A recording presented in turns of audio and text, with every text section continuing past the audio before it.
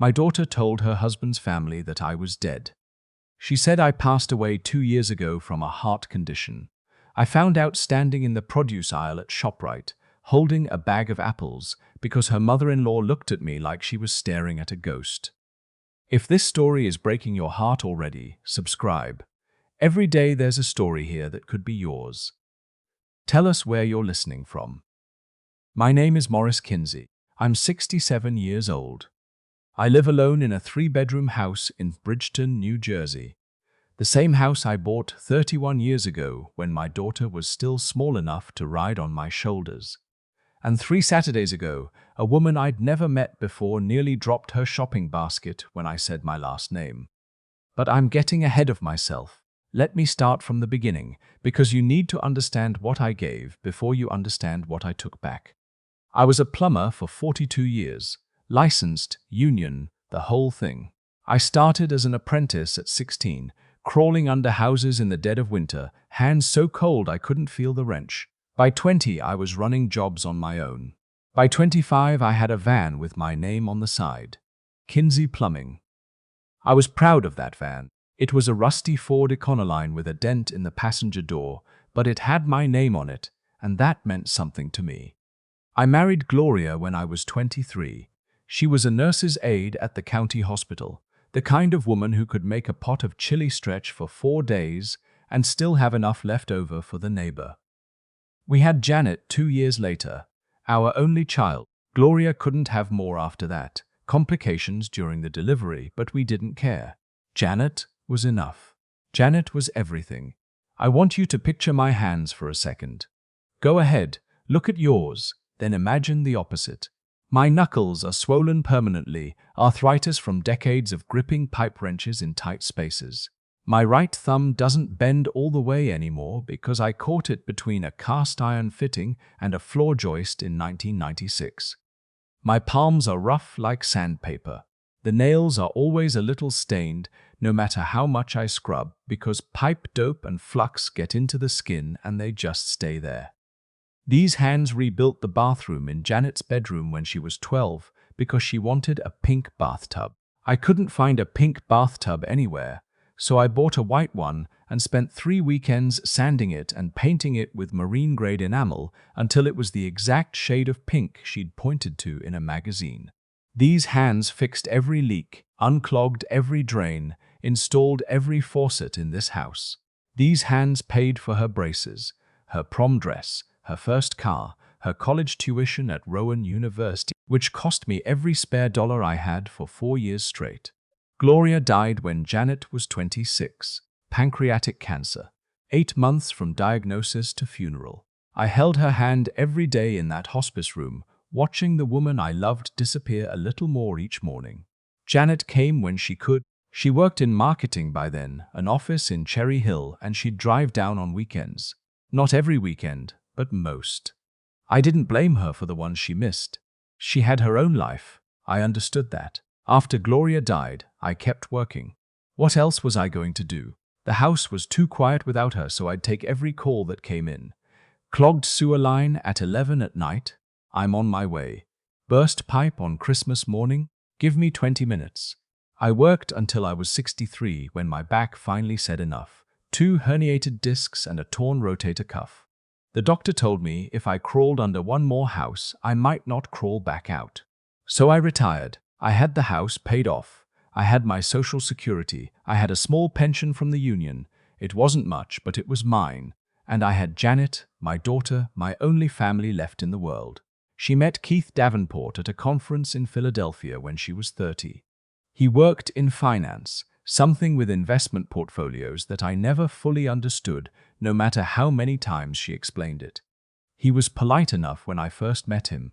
Firm handshake, looked me in the eye, called me sir. I appreciated that. But the second time I met him, something shifted. Janet brought him to the house for Sunday dinner. I'd spent the whole morning cooking. Gloria's pot roast recipe, the one with the onion soup mix and the carrots cut thick the way Janet always liked them. I set the table with the good plates, the ones we only used for holidays. I even bought a bottle of wine, which I never drink, because I figured that's what people like Keith expected. They walked in and I saw it immediately. Keith's eyes moved around the living room the way an appraiser's would. He looked at the wood paneling, the ceiling fan that wobbles slightly on high speed, the carpet that's been there since 1998. He looked at the framed photos on the wall, me and Gloria at our wedding, Janet's kindergarten picture, my old work van.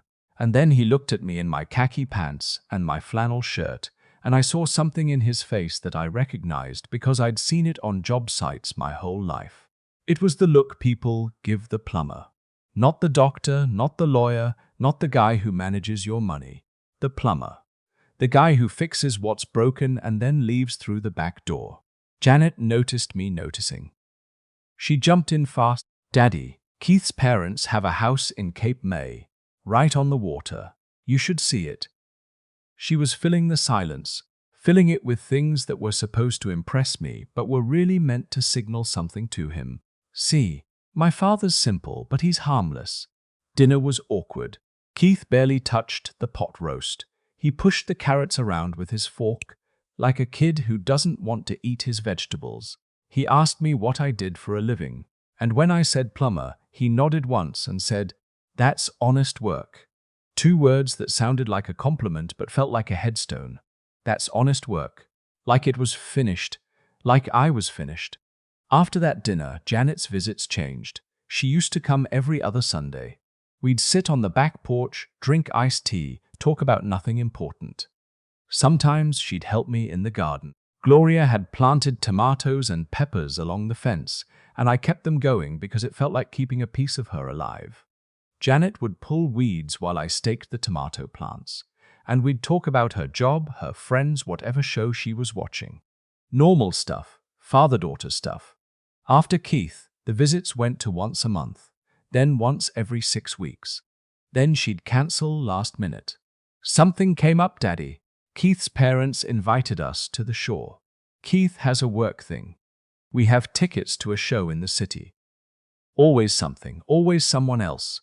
I tried not to take it personally. I told myself she was building a life. She was in love. That's what kids do. They grow up and they leave, and you're supposed to be happy about it because it means you did your job right. But there's a difference between leaving and erasing, and I was starting to feel erased. They got engaged on a Tuesday in March. Janet called to tell me, and I could hear the excitement in her voice, that high pitch she gets when she's genuinely happy. "Daddy," he proposed, "we're getting married." I teared up right there in my kitchen. My little girl, my Janet. "I'm so happy for you, sweetheart," I said, and I meant it with every bone in my body. "When's the wedding? I'll wear my good suit." There was a pause, just half a second, but I heard it. "We're still figuring out the details, Daddy. I'll let you know." She let me know 4 months later, 2 weeks before the wedding. 2 weeks. She called on a Wednesday night and said it casually, like she was telling me about a dentist appointment. "Oh, Daddy, the wedding's on the 22nd. It's at the Ashford Estate in Princeton. I'll text you the address." I didn't say what I wanted to say. I didn't ask why I was getting 2 weeks' notice for my only daughter's wedding. I didn't ask why I hadn't been involved in any of the planning. I just said, "I'll be there, sweetheart. Do you want me to walk you down the aisle?" Longer this time. "Actually, Daddy, Keith's father offered to do a reading, and we're doing a modern ceremony. No one's walking anyone. We're both just going to walk in together, me and Keith. It's more contemporary." Contemporary.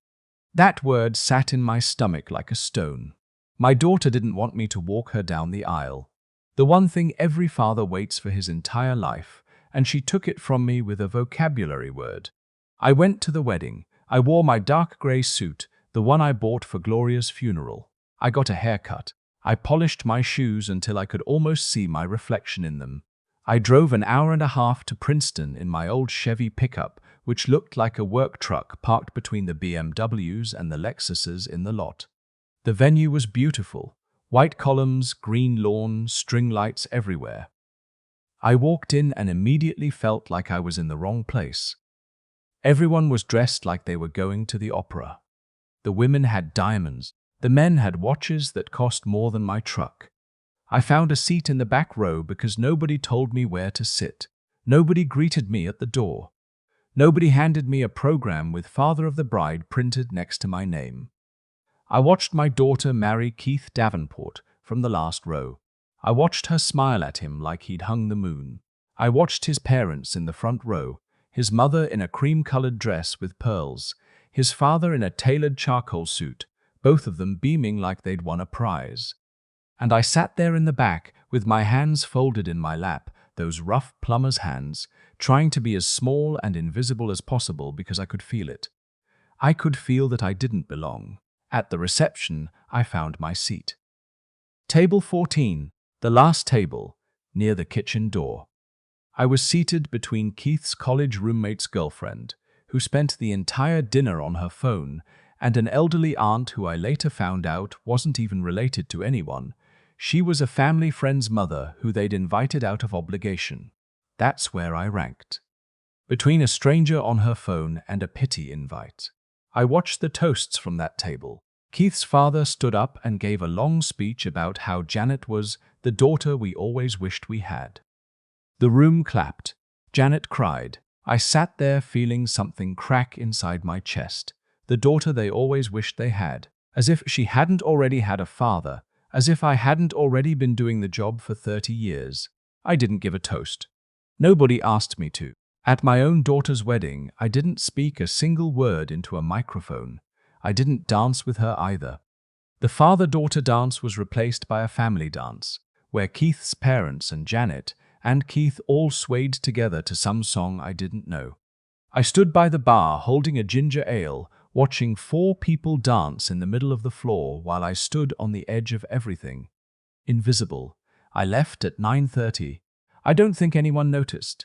I drove home in the dark, gripping the steering wheel, my jaw clenched so tight my teeth hurt. I didn't cry. I was too confused to cry. I kept thinking maybe I was overreacting. Maybe this is how modern weddings work. Maybe fathers just aren't important anymore. But deep down I knew it wasn't modern, it was deliberate. After the wedding, things got worse. Janet moved into Keith's townhouse in Morristown. Her calls dropped to once every 2 or 3 weeks. Short calls, surface calls. How are you, Daddy? Fine. How's the house? Fine, okay. I have to go. Love you. Click. One Sunday I drove to Morristown unannounced. I just wanted to see her. I brought a jar of Gloria's pickled peppers that I'd found in the basement, the last jar, the one Gloria had made the summer before she got sick. I thought Janet would want it. It was a piece of her mother. I rang the doorbell. Keith answered. He looked surprised and not the good kind. Morris, he said. Not Dad, not Mr. Kinsey. Morris. Janet's not here. She's at brunch with my mother. That's okay, I said. I just wanted to drop these off. I held out the jar. He took it, glanced at the label, Gloria's handwriting in black marker, hot peppers, Aug 2019, and set it on the hall table like it was junk mail. I'll let her know, he said, and closed the door. I stood on that porch for a long time, staring at the closed door of a house I'd never been invited inside. My daughter lived there, and I'd never once sat on her couch, eaten at her table, seen her bedroom. I was her father, and I was a stranger. That night I called her. Janet, I stopped by today. I brought you Mum's peppers. The last jar. Oh, she said. Keith mentioned that. Daddy, you really should call before you come. It's just, things are different now. We have schedules. Schedules. I wanted to say, I used to change your diaper at 3 in the morning and you're talking to me about schedules. But I didn't. I said, okay, sweetheart. I'll call next time. Months passed. I marked the days on the calendar in my kitchen, the free one from the hardware store, with pictures of tools on each month. I'd put a small check mark on every day that passed without hearing from her. The check marks piled up. 7, 12, 19, 23 days without a word from my daughter. Then I got sick. Pneumonia, the doctor said. At my age, living alone, it hit hard. 103 fever, couldn't get out of bed, couldn't cook. I called Janet, coughing so hard I could barely speak. Sweetheart, I'm pretty sick. Pneumonia. The doctor says I need to rest, but I can't even get to the kitchen. Her voice got that careful tone. That tone people use when they're already thinking about how to say no. Daddy, I'm so sorry. We're actually at Keith's parents' beach house this week. Can you call Mrs. Yamamoto next door? Maybe she can bring you some soup. Mrs. Yamamoto, my 74-year-old Japanese neighbor who barely speaks English. That's who my daughter suggested instead of coming herself. Sure, I said. I'll figure it out. I spent 5 days alone with pneumonia. I ate saltine crackers and canned chicken broth because that's all I could manage to open. I slept 18 hours a day. At one point, the fever got so high I started seeing Gloria sitting in the rocking chair by the window. She was wearing her blue scrubs from the hospital, the ones she always wore, and she was looking at me with that worried expression she'd get when I came home hurt from a job. I reached for her hand and grabbed air. On the 6th day, the fever broke. I dragged myself to the shower, stood under the hot water for 20 minutes, and looked at myself in the mirror. I looked like a dead man. Hollow cheeks, grey skin 10 pounds lighter. Nobody had come. Nobody had checked on me. My own daughter hadn't even called back to see if I was alive. Now here's where the story turns. Here's the part I still can't quite believe happened, even though I was standing right there when it did. 3 weeks after the pneumonia, I went to ShopRite to buy groceries.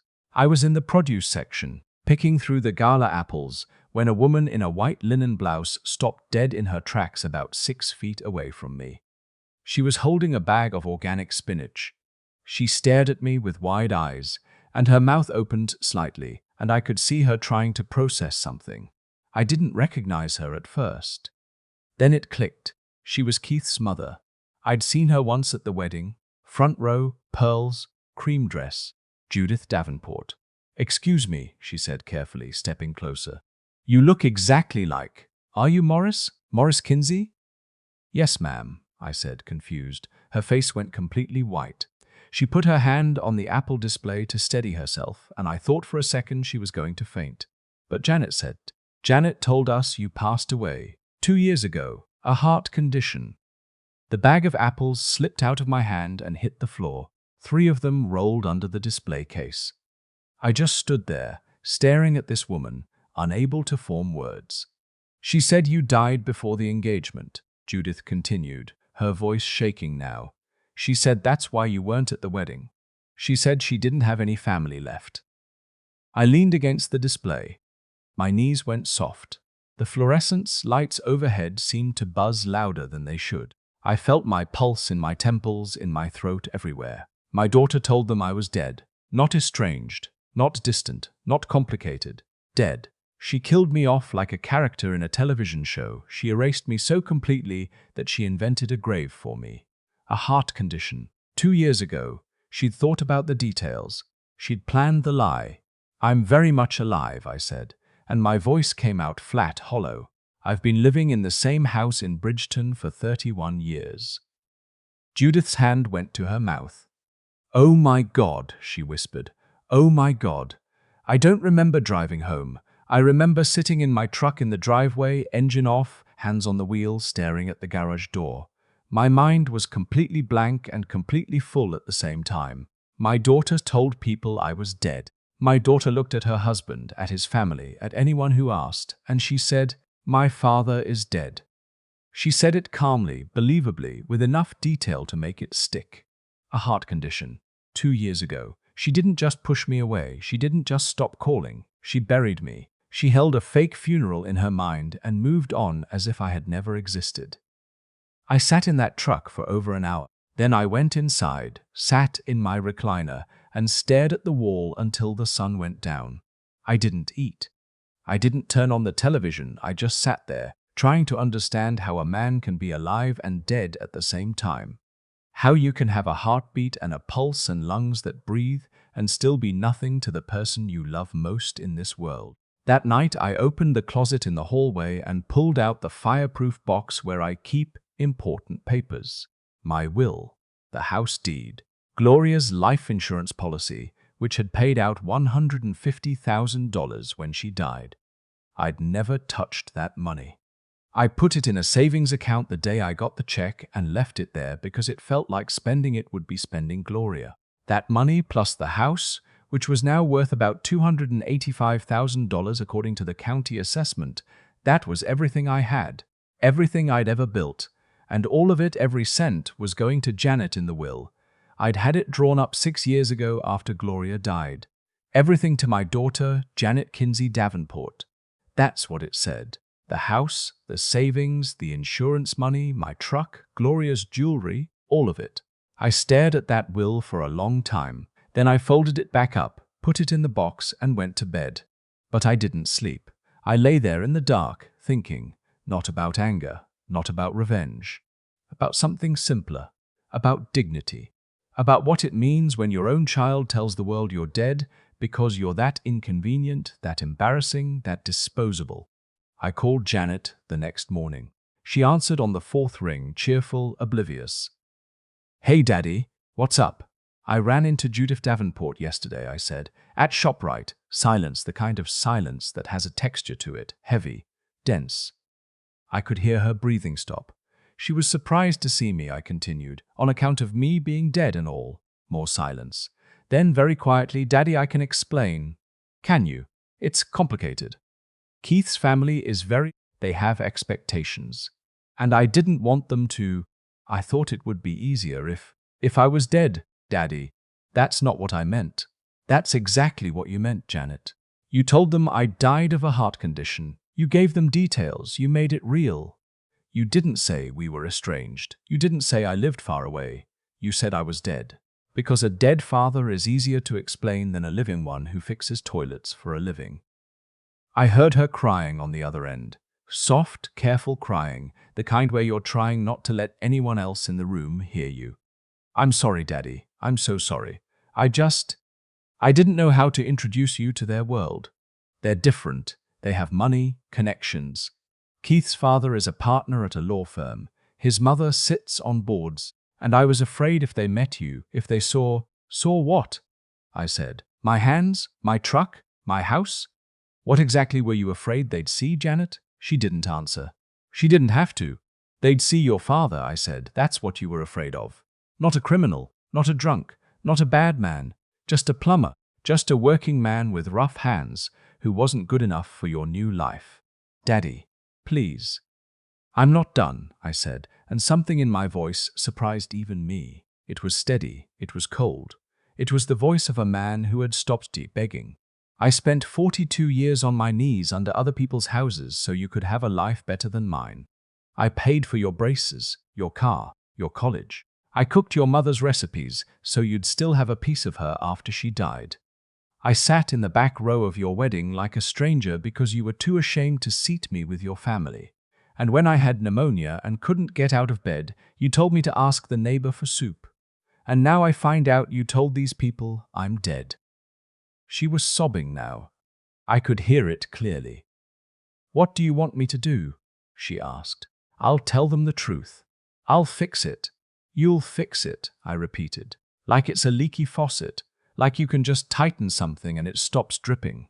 "Janet, you buried me. You looked those people in the eye and you buried your own father." I hung up. I sat at the kitchen table with my cold coffee and I felt something shift inside me. Not break, shift. Like a bone resetting after being out of place for too long. It hurt, but it hurt in the right direction. The next morning I called Lloyd Phelps, my attorney, the same man who'd drawn up my will 6 years ago. "Lloyd," I said, "I need to change my will, and I need to sell the house." He was quiet for a moment. "Are you sure, Morris? That house has been in your name for 30 years. "I'm sure," I said. "I want to sell it, take the money, and move into one of those senior apartments over on Vine Street. The nice ones with the little balconies, and I want every penny, the house money and Gloria's life insurance, all of it, to go somewhere else." "Where?" "The volunteer fire company, the food bank, Gloria's nursing scholarship fund at the hospital, anywhere, everywhere, anywhere except to my daughter." Lloyd came to the house that afternoon. We sat at the kitchen table and he rewrote the will. I signed every page without hesitation. Then he made some calls about listing the house. By Friday, a real estate agent came, took photos, and put it on the market. It sold in 11 days. A young couple, newlyweds. She was a teacher and he worked at the refinery. They reminded me of me and Gloria. I got $279,000 for the house. I put it in the bank next to Gloria's insurance money.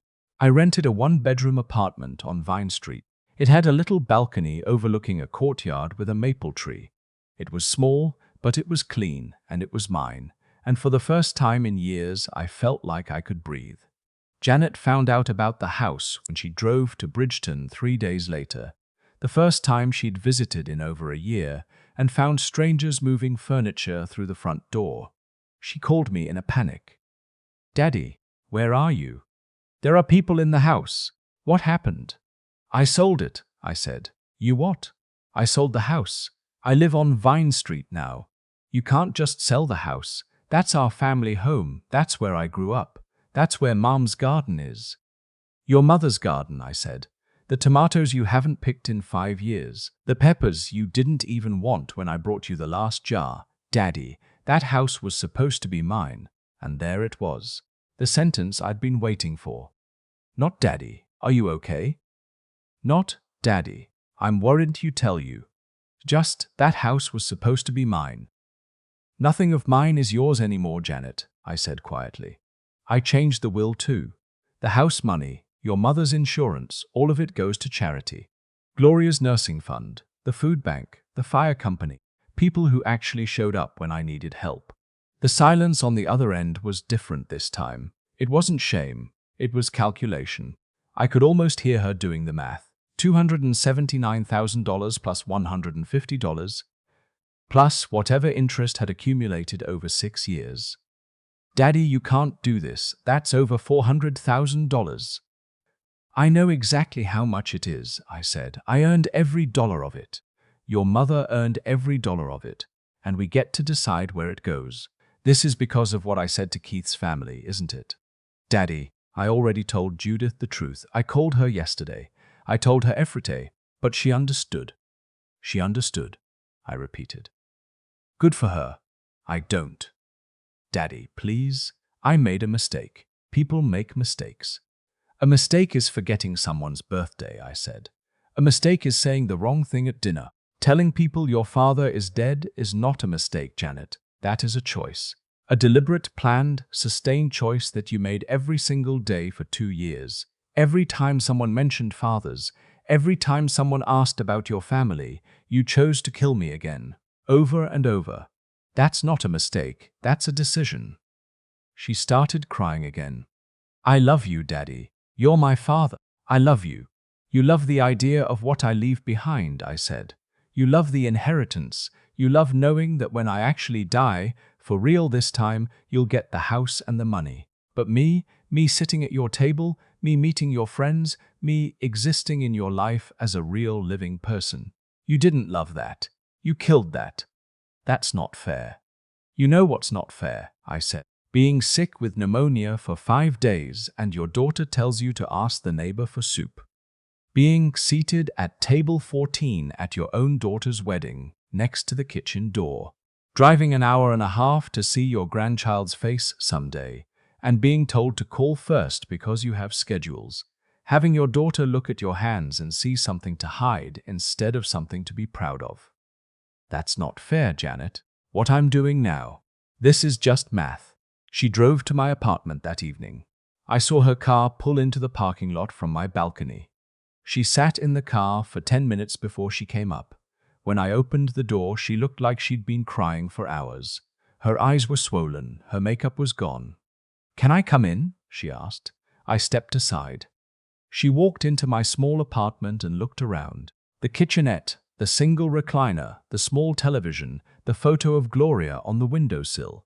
Her eyes stopped on the photo. She picked it up, held it, and started crying again. "Mom would be so disappointed in me," she whispered. "Yes," I said. "She would. Can't we fix this?" I sat down in my recliner and looked at her, this 35-year-old woman standing in my living room crying. My daughter, the baby I used to carry on my shoulders, the girl I painted a bathtub pink for, the young woman I worked doubles and triples to put through college. And I felt something, but it wasn't the old desperate need to make her happy. It was pity. The kind of pity you feel for someone standing in the wreckage of something they destroyed themselves. You told the world I was dead, Janet, I said. You didn't just hurt me, you erased me. You took my whole life, 42 years of work, 30 years of fatherhood, every scraped knuckle and aching joint and skipped vacation, and you wiped it out with 2 sentences. He died 2 years ago, heart condition. That's what my life was worth to you. 2 sentences. She sank onto the couch, still holding Gloria's photo. I'll do anything, she said. Tell me what to do, and I'll do it. There's nothing to do, I said. The house is sold. The will is changed. That's not going to change back. I don't care about the money, Daddy. Yes, you do, I said, because that's the only reason you're here. You didn't come when I had pneumonia. You didn't come for Thanksgiving or Christmas or my birthday. You came now because you found out the money's gone, and that tells me everything I need to know. She left an hour later. She hugged me at the door, and I let her, but I didn't hug back. Not because I was being cruel, because I didn't have it in me anymore. The part of me that used to reach out, that used to call and hope and wait and beg, that part was gone. She killed it the same day she killed me in that lie. That was 3 weeks ago. She's called 4 times since. I've answered twice. The conversations were short. She says she wants to fix things. She says she told Keith's family the truth, and they were shocked but understanding. She says Keith is upset with her. She says she's seeing a therapist. Maybe that's all true. Maybe she'll change. People can change. But I don't need her to change for me anymore. I changed for myself. I stopped waiting for my daughter to decide I was worth keeping alive. I decided it on my own. I'm sitting on my little balcony right now, watching the maple leaves turn orange. There's a cup of coffee on the railing and a plate with 2 pieces of toast. Mrs. Yamamoto, my old neighbor, she moved to Vine Street too, same building, different floor. She brings me miso soup on Wednesdays and I fix her leaky kitchen faucet. We don't talk much because of the language barrier, but she pats my arm when she sees me and says, "Good man, Mr. Morris." And that somehow means more to me than anything my daughter has said in years. I don't hate Janet. I want to be clear about that. Hate takes energy I don't have, and wouldn't spend on this even if I did. But I don't owe her my inheritance. I don't owe her the house her mother and I built together. I don't owe her the life insurance from the woman who loved me until her last breath. I gave her 30 years of everything I had, and she repaid me by telling strangers I was buried in the ground. So I gave the money to people who help the living. Gloria's nursing scholarship will send students to school. The food bank will feed families who have nothing. The fire company will keep answering calls at 3 in the morning, just like I used to. And me, I'm still here. Still alive. Still breathing. Still drinking my coffee and watching the leaves and fixing faucets with these old beat-up hands that my daughter was so ashamed of. Hands that built her entire life. Hands she wanted to hide. But I'm done hiding. I'm done being dead. I came back to life the day I signed those papers, and I'm not going underground again. Not for her, not for anyone. What would you have done? If your own child erased you from existence, if they told the world you were gone because you weren't polished enough for their new life, would you keep giving? Would you keep the door open and the inheritance waiting and the phone charged and ready for a call that might never come? Or would you do what I did? Tell me in the comments. Tell me where you're watching from. And if this story made you feel something, if it made you angry or sad, or if it reminded you of your own story, hit that subscribe button for Ivory Vengeance. Because there are more stories like this, stories about people who said enough. People who stopped being ghosts in their own lives and started being real again. I'll see you in the next one.